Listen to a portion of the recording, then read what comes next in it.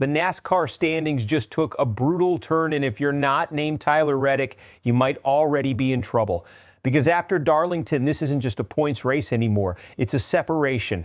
Tyler Reddick wins again at Darlington, his fourth victory in 6 races. That historic run, it puts him nearly 100 points clear at the top of the standings. Blaney finishes strong and jumps into second place. Bubba Wallace, huge setback, caught in a wreck, drops hard in the standings. Denny Hamlin and Chase Elliott stay steady inside the top 5. And then there's the cut line. Joey Logano is barely hanging on to the final chase spot with 0 points to spare.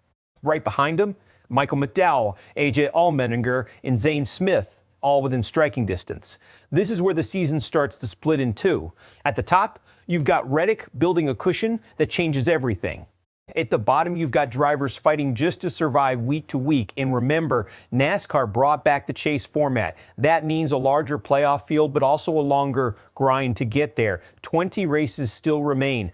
But here's the reality. If you're already near the cut line this early, you're not just racing for wins, you're racing under pressure every single Sunday. And Darlington exposed that pressure in a big way.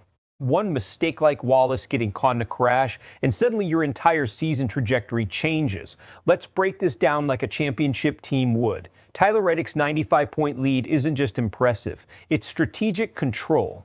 It allows his team to shift focus early. They can test setups, they can gamble on strategy, they can prepare for playoff tracks months in advance. That's how dynasties start. Meanwhile, look at the middle of the standings.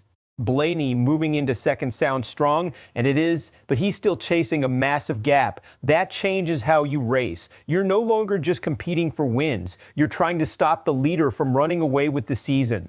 Now shift to the cut line. This is where things get volatile. Joey Logano sitting exactly on the edge with 0 points to spare. That's not a cushion. That's a ticking clock. Because one bad finish, one tire issue, one wreck, and he's out. And the drivers behind him, McDowell, Allmendinger, Zane Smith, they don't need perfection. They just need one strong run while Logano slips. That's the danger zone.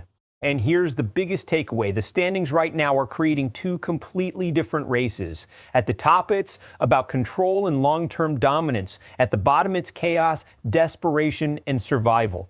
That split is where seasons are defined. Fans are starting to see a pattern, and not everyone likes it. Some are impressed by Reddick's dominance. Others are already worried the championship fight could get predictable. On the flip side, the cut line battle, that's where the drama is building. Media analysts are going to focus heavily on Logano, because when a former champion is this close to the edge this early, that becomes the story. The field tightens up. Blaney, Hamlin, Elliott, those guys start chipping away at Reddick's lead. The cut line battle explodes with constant position changes. And suddenly, we've got a wide open playoff picture heading into the chase. Worst case scenario, Reddick keeps winning. The gap grows. The pressure below the cut line leads to more mistakes. And by midseason, we're not talking about a championship race. We're talking about who finishes second.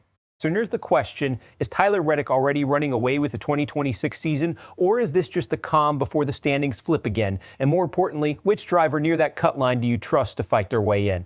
Drop your picks in the comments. And if you want breakdowns that go deeper than the scoreboard, make sure you're locked in with SportsWire USA.